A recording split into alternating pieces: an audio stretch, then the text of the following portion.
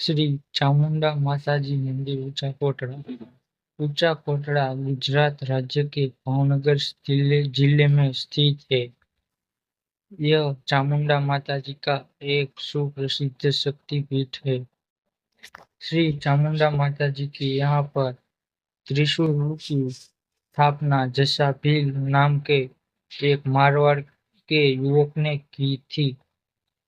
लोक कथा के अनुसार कहा जाता है कि प्राचीन काल में मारवाड़ की धरती पर अति दुष्काल हुआ था और जसा भील श्री चामुंडा माताजी का एक परम उपासक था।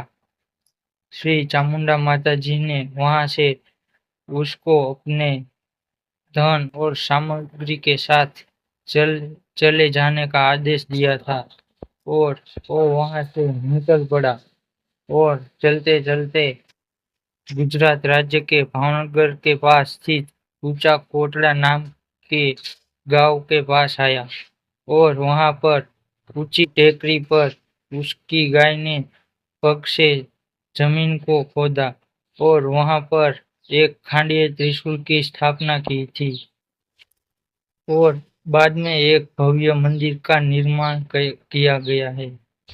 यह मंदिर के पास एक अति विशाल समुद्र भी है जो मंदिर की सुंदरता बढ़ाता है और काफी पर्यटकों को आकर्षित करता है।